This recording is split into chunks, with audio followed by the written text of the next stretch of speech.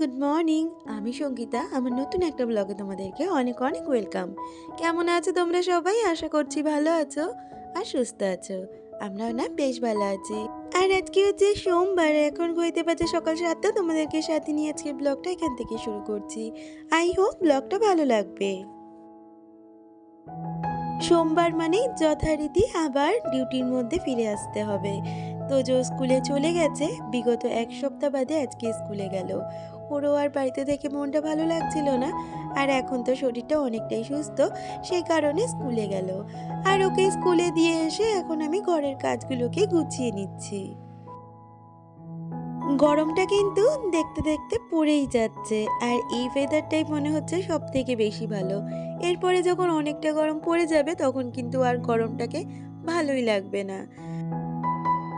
আর দেখো, আজকে ঘরের পর্দাগুলো চেঞ্জ করে দিলাম, ওই পর্দাগুলোকে কেচে দেব, সে কারণে এই পর্দাগুলো লাগিয়ে নিলাম। আর এই পর্দাটা না আমার ভীষণ ভালো লাগে, তবে আমার হাজবেন্ড খুব একটা বেশি পছন্দ করে না, যেহেতু এতটা হালকা ঘরের আলো পুরো চলে আসে।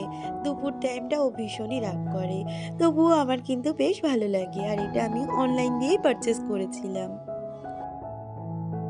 আর এখন বিছানাটা ভালো করে ঝেড়ে নেব, আর তারপর বিছানাটাকে গুছিয়ে নেব। শীতের দিনগুলোতে বিছানাতে এত জিনিসপত্র থাকে, বিশেষ করে ব্ল্যাঙ্কেটগুলো থাকলে না আরও বেশি বিছানাটা ভরা ভরা লাগে। তবে গরম তো চলে আসছে, বিছানা একদম হালকা ফালকা, দেখতেও কিন্তু খুব ভালো লাগে। আর আজকে বিছানাটা ভাবলাম একটু অন্যরকমভাবে ডেকোরেশন করি। আসলে আজকে এইভাবে বিছানাটা গুছিয়েছি একটাই কারণে, আমার মিনি ব্লগে শুট ছিল রুম ট্যুর। তো সেই জন্যই বিছানাটা এইভাবেই গোছানো আজকে। আর এই তো ঘরটা সুন্দরভাবে গুছিয়ে নিলাম। কেমন লাগছে আমার ঘরটা অবশ্যই তোমরা জানিও। সকালবেলা তাড়াহুড়ো করে স্নানটা হয়ে যায়, তার সাথে জামা কাপড়গুলো কাচা হয়ে যায়। কিন্তু তারপর এসে ছেলের টিফিন গোছানো, তাকে রেডি করা, ব্যাগ গোছানো, এইগুলোর চাপে আর জামা কাপড়গুলো একদমই মেলা হয় না। আর এখন ঘরটা গুছিয়ে জামা কাপড়গুলোকেও মেলে নিচ্ছি। আসলে আমাদের মেয়েদের সংসারে কোনো টাইমই কিন্তু ফেলে রাখার না। যে টাইমে আমরা যখন যে কাজটা গুছিয়ে নিতে পারি, আমাদের জন্য সেটাই কিন্তু সুবিধাজনক। তৌচুকে স্কুলে দিয়ে আসার পথে বেশ কিছু বাজারও করে আনা হয়েছে। আজকে বাজার থেকে আনা হয়েছে ফুলকপি, উচ্ছে, টমেটো, বিনস আর শসা।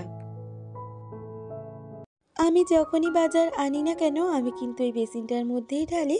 যদি নোংরা থাকে একেবারে ধুয়ে তোলা যাবে। আজকে তো সোমবার, আর আজকে আমাদের নিরামিষ, সে কারণে মুগের ডাল করব, আর উচ্ছে দিয়ে আজকে তিতর ডাল করব। তবে লাউটা নেই, লাউ থাকলে কিন্তু এই ডালটা খেতে আরো বেশি ভালো লাগে। তবে এইভাবেও তিতর ডাল খেতে কিন্তু বেশ ভালো লাগে। আজকের ডালটা খুব ভালো হয়েছে। আর এরকম ওয়েদারে গরমটা যখন পড়বে পড়বে, তখন এই তিতর ডাল খেতে না খুব ভালো লাগে। অথবা সজনে ডাঁটা আলু দিয়ে পোস্তর তরকারি বা ইঁচড়, এরকম ধরনের খাবারগুলো এই সময়টা খেতে খুব ভালো লাগে। তবে এগুলোর মধ্যে আজকে কোনোটাই হবে না, আজকে হবে পনির। তো আজকে পনিরটা সমস্ত রকম সবজি দিয়ে রান্না করব। তবে এই রেসিপিটা আজকে আর তোমাদের সাথে শেয়ার করব না, কারণ এই রেসিপিটা তোমরা পাবে ঠিক বিকাল 5টায় আমার মিনি ব্লগে। ওইদিকে ডালটা হতে হতে আমি এদিকে পনিরগুলোকে কেটে নিচ্ছি। কালকের ব্লগে অনেকেই আমার বিরিয়ানিটা দেখে অনেক প্রশংসা করেছো। তোমাদের যে আমার এই রান্নাগুলো ভালো লাগে সেটা কিন্তু আমারও না ভীষণ ভালো লাগে। পনিরগুলো কেটে ওর মধ্যে একটু কর্নফ্লাওয়ার, একটু কাশ্মীরি লঙ্কার গুঁড়ো আর নুন দিয়ে একটু মাখিয়ে রাখলাম। আর এইদিকে দেখো আমার ডালটা কিন্তু হয়ে গেছে। আর বলতে বলতে আমার এদিকের কিন্তু নিরামিষ ভেজ তরকারিটাও হয়ে গেল। প্রতিদিনের মতন আবারও তোমাদের মনে করিয়ে দিই, আজকের আমার ভিডিওটা তোমাদের যদি কিছু ভালো লেগে থাকে প্লিজ একটা লাইক কমেন্ট করে দিয়েছো। আর আমার চ্যানেলের নতুন বন্ধু হয়ে থাকলে চ্যানেলটা সাবস্ক্রাইব করে আমার পাশে থাকতে পারো। আর এই তো রান্নার পরে প্রতিদিনের যে কাজটা থাকে সেই কাজটাও এখন করে নিচ্ছি। রান্নাঘরটা পরিষ্কার।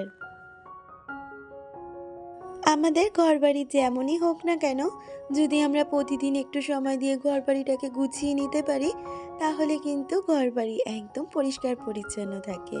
আর আমিও সবসময় সেইভাবে রাখারই চেষ্টা করি। আর এই তো রান্নাঘরের সমস্ত কাজ শেষ হয়ে গেছে। এখন রান্নাঘরের জানলাটা আটকে দিলাম। আর এদিকে আমার জামা কাপড়গুলো বেশ সুন্দরভাবে শুকিয়ে গেছে, কারণ রোদটাও তো খুব ভালো উঠেছে। সেগুলোকেই এখন তুলে নিচ্ছি। আজকে ডাল তো শুধুই করেছি আর তরকারি করেছি, কিন্তু ডাল দিয়ে খাওয়ার কিছুই করিনি। হাজবেন্ড আমি তো খেয়ে নিতে পারবো, তবে তোজো তো আর খেতে পারবে না, সে কারণে ওকে কটা পাঁপড় ভেজে দিলাম। আসলে এই নিরামিষের দিনগুলিতে বাচ্চাদের খাওয়া দাওয়া নিয়ে কিন্তু সত্যি খুব সমস্যা হয়। তবুও চেষ্টা করি ওর পছন্দের খাবার করে দিতে। ওর হয়তো খুব বেশি একটা ডিমান্ড নেই, বা কখনো বায়নাও করে না যে আমি এটা দিয়ে খাবো না, আমাকে ওটা করে দাও। এটা ওর একটা ভালো দিকই বলতে পারো। ওই জন্য একটু পাঁপড় ভেজে দিলাম, ও এটা দিয়ে কিন্তু বেশ সুন্দরভাবে খেয়ে নেবে।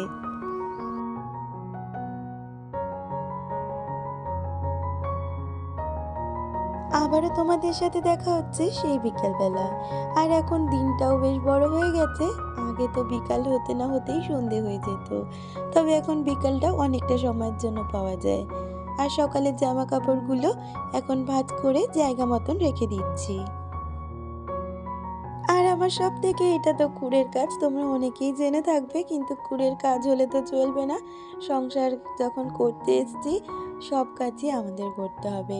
আর সেই জন্যই এখন জামাকাপড়গুলোকে ভাঁজ করে রেখে দিলাম।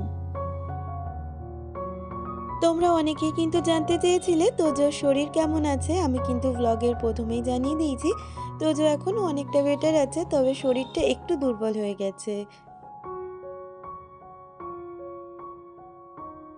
এরপরে সন্ধ্যেটা দিয়ে নেব, আর তারপরে এখন চলে এসেছি চা করতে। আর আজকে কিন্তু লাল চাই করব। আসলে আমাদের বাড়িতে লাল চাটাই বেশি হয়, দুধ চাটা রেয়ার হয়। যখন ইচ্ছে হয় তখন করি, আবার নাও করি। তবে এবার আস্তে আস্তে আমার দুবেলা চা খাওয়া উঠে যাবে। একবারই চা খাবো, সেটা সকালে। গরমের জন্য দুবেলা আর চা খেতে পারি না। শীতকালে তো দুবার কেন, তিনবার হলেও ভালোই হতো। আর আজকে আমাদের সাথে ছিল আমার বাড়ি যে দিদি কাজ করে, সেই দিদি, তাই তিনজনের জন্য চা করে নিলাম। আর তোমাদের থেকে বিদায় নিয়ে নিলাম।